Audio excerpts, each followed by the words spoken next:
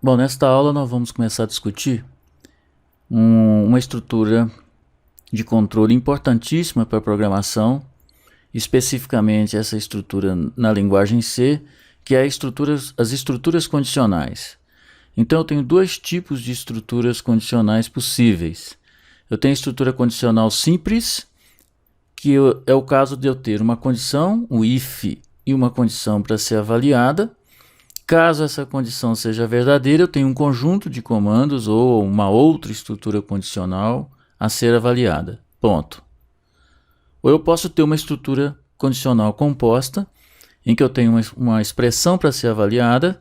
Se ela for verdade, eu vou agir, executar um conjunto de comandos ou ir para uma outra avaliação. Se for falsa, else, eu vou fazer um outro conjunto de comandos ou fazer uma outra avaliação. Nesse caso aqui, vamos aplicar isso então num exemplo concreto. Então eu tenho aqui um problema que é o seguinte: eu quero um programa que receba 3 valores numéricos, verifique se esses valores vão poder ser as medidas dos lados de um triângulo.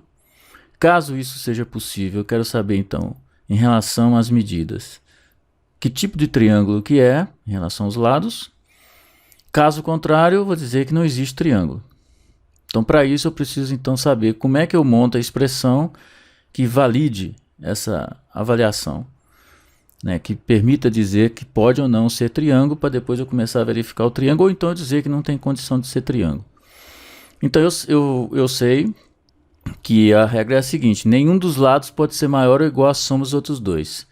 Então, está aqui a expressão que foi montada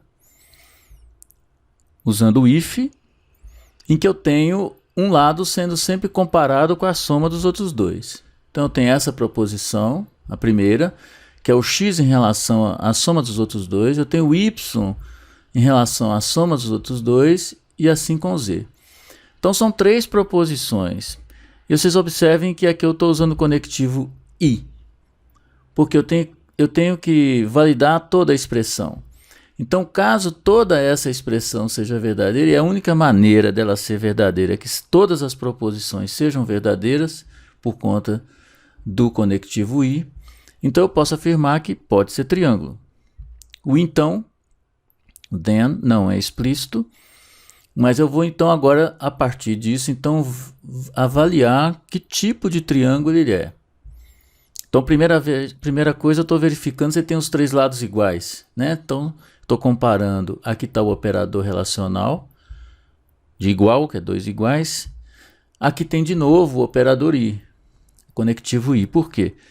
Porque se isso aqui for verdade, obviamente que o y é igual a z, Mas não tem nem necessidade de a gente colocar mais essa proposição. Mas essas duas aqui sendo verdade, eu posso afirmar, desde que ele já considerou a possibilidade de ser triângulo, que tipo de triângulo ele é, que ele possa então afirmar que ele é um triângulo equilátero.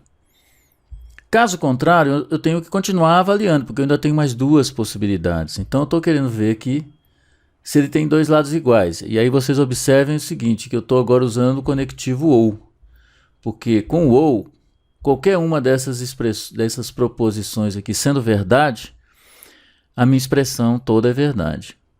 Que agora eu estou com um ou.